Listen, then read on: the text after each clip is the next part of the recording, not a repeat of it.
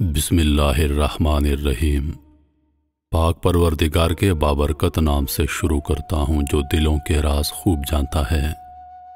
तमाम नाजरीन को रोहेल वॉइस चैनल में दिल की गहराइयों से खुशामदीद और मोहब्बतों भरा अस्सलामु अलैकुम। अक्ले महवे तमाशा है, दुनिया में क्या हो रहा है किसी को किसी की कुछ खबर नहीं। हम देखते हैं उस पर यकीन नहीं रखते और सुनी सुनाई बातों पर यकीन कर बैठते हैं। दुनिया में रोज़ अजीब व गरीब वाक़यात रूनुमा होते हैं कि उनको देखकर हमारी अक्ल ही सिमट कर रह जाती है। ऐसे ही एक शख्स ने अपनी आंखों देखे एक वाक़े को बयान किया है। यह वाक़या एक मैगज़ीन से लिया गया है। नाज़रीन, पुरअसरारियत के सफ़र में और हैरान कर देने वाले वाक़े के साथ हम एक बार फिर आपकी खिदमत में हाजिर हैं। कहते हैं एक छोटी सी गलती बड़ी बड़ी तबाहकारियों का सबब बन जाती है।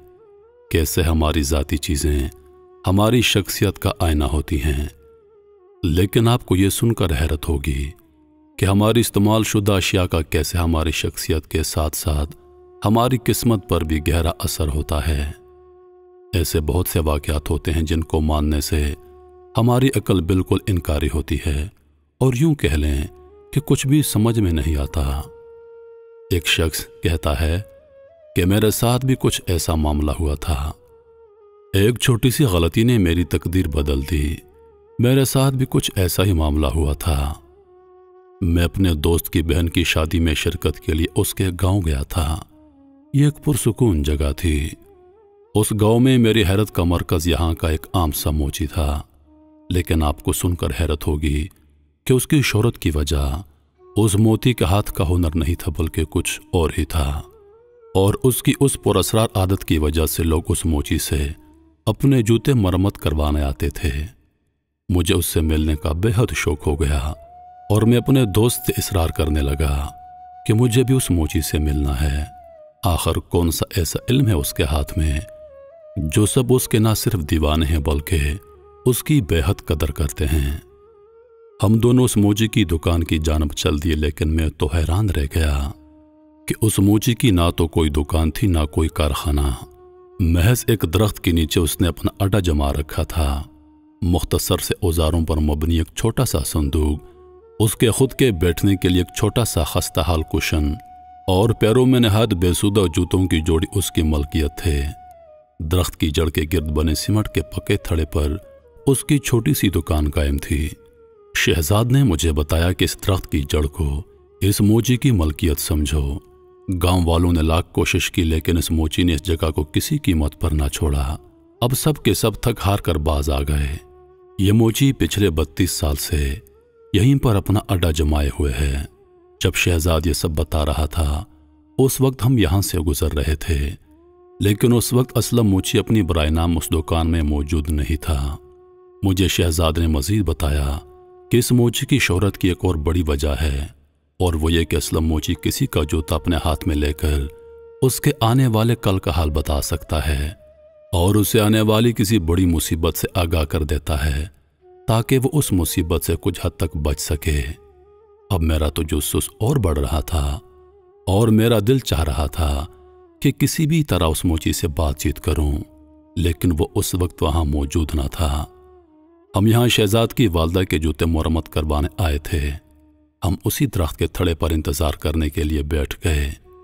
इस दौरान मैंने शहजाद से पूछा कि ये कैसा इल्म है उसके पास और अगर वो मोची है तो वो इस कदर गहरे इल्म का मालिक कैसे बना।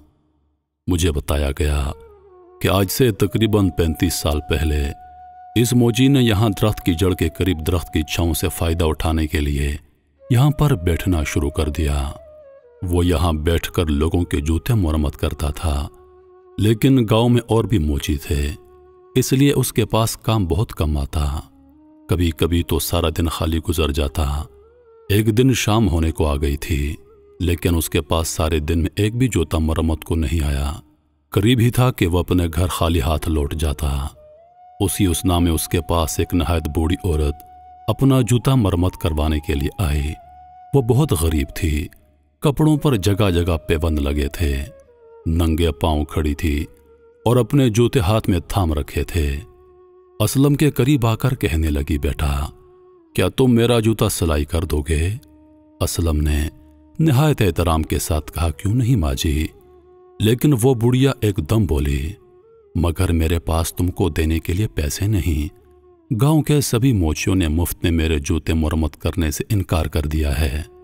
اسلم نے اپنا سامان زمین پر بچھاتے ہوئے اس بوڑھی کو احترام سے وہاں بٹھایا اور کہا ماں جی، بیٹے کبھی اپنی ماں سے پیسے لیتے ہیں کیا؟ لاؤ میں تمہارے جوتے مرمت کر دوں۔ یہ کہہ کر اسلم نے جوتے جو کہ بہت کیچڑ زدہ تھے اپنے ہاتھ میں لے لیے۔ وہ بوڑھی کچھ لمحے خاموش رہنے کے بعد بولی مجھے لگتا ہے ان جوتوں کا صحیح حقدار مجھے آج مل گیا ہے۔ بڑھیا کے الفاظ سن کر اسلم چونک پڑا۔ اس نے دل میں سوچا اتنے بوسیدہ جوتوں کو ابھی کسی کی ملکیت ہونا چاہیے کیا؟ لیکن خیر وہ اماں کے احترام میں خاموشی سے اس کی باتیں سننے لگا۔ بڑھیا نے اپنی بوسیدہ قمیض کی جیب میں سے ایک عقیق کی انگوٹھی نکالی اور اسلم کو دے دی۔ ساتھ ہی ساتھ اس نے آہستہ آہستہ کچھ بڑبڑانا شروع کر دیا جیسے کچھ پڑھ رہی ہو، پھر اٹھی اور اس درخت کے گرد ایک دائرہ کھینچ کر کہنے لگی یہ لو بیٹا، آج سے میرا سارا علم تمہارا ہوا۔ تم جب بھی یہاں بیٹھ کر کام کرو گے ان جوتوں کو پہنے رکھنا اور اس انگوٹھی کو بھی۔ اس کے بعد وہ بوڑھی اسلم کے پاس سے چلی گئی۔ اسلم کو کچھ سمجھ نہ آیا لیکن اس نے بوڑھی کی سبھی باتوں پر عمل کیا۔ وہ جب بھی اپنے اڈے پر کام کرتا ان جوتوں کو پہنے رکھتا۔ اس کے پاس گاہکوں کی لائن لگی رہتی۔ ایک وقت وہ بھی تھا جب پورا دن ایک بھی گاہک نہ آتا۔ ایک وقت ایسا آ گیا کہ اسلم موچی کے پاس گاہکوں کی بڑی لائن کھڑی رہتی۔ اس وقت اسلم کی عمر 32 برس تھی۔ اسلم کا کام خوب چلنے لگا۔ شروع میں ایک دو بار اسلم نے محض آزمانے کی غرض سے وہ جوتے اتارے، مگر جلد ہی اس کو احساس ہو گیا کہ وہ اب ان جوتوں کے بغیر نامکمل ہے۔ ابھی ہم یہ سب باتیں کر ہی رہے تھے کہ کچھ دیر بعد اسلم موچی نمودار ہوا۔ میں اسے غور سے دیکھ رہا تھا۔ وہ نہایت سادہ شخصیت کا مالک تھا۔ اب اس کی عمر تقریباً 50 کے لگ بھگ تھی۔ دبلا پتلا جسم، نظریں نیچے کیے سادہ سی چال کے ساتھ وہ سلام کرتے ہوئے ہمارے درمیان آ بیٹھا۔ ہاں، اس کی آنکھیں گہری زرد رنگ کی تھیں۔ ان میں کوئی خاص کشش نہیں تھی لیکن ایک عجیب سا تاثر لیے اس کی آنکھوں میں گہرائی سی موجود تھی جس پر مجھ پر ایک عجیب سی کیفیت طاری ہو گئی۔ شہزاد نے خالہ جان کے جوتے اسلم کو تھما دیے۔ وہ خوش اسلوبی سے انہیں سلائی کرنے لگا۔ اپنے کام میں مگن اچانک رک گیا اور کہنے لگا شہزاد بیٹا، اگر تمہاری والدہ کو کوئی بہت ضروری کام درپیش نہ ہو تو انہیں کسی طویل سفر پر جانے مت دینا۔ شہزاد نے حیرت سے پوچھا ایسا کیا معلوم ہوا آپ کو؟ اسلم موچی نے جواب دیا کہ خطرہ ہے اور وہ بھی موت کا خطرہ، لیکن اگر تم احتیاط کرو تو مصیبت سے بچا جا سکتا ہے۔ دراصل اسلم موچی کسی کے بھی جوتوں کو ہاتھ لگا کر اس کے ماضی اور مستقبل کو بھانپ سکتا تھا، اور یہی وہ پراسرار علم تھا جو بڑھیا اسے دے کر گئی تھی۔ ہم جوتے لے کر گھر واپس لوٹے تو پتہ چلا کہ کچھ دور کے رشتہ داروں نے اعتراض کیا ہے کہ اگر شہزاد کی والدہ شادی کا دعوت نامہ خود لے کر نہیں آئیں گی تو ہم شادی میں شرکت نہیں کریں گے۔ لیکن ہونی کو کون ٹال سکتا ہے؟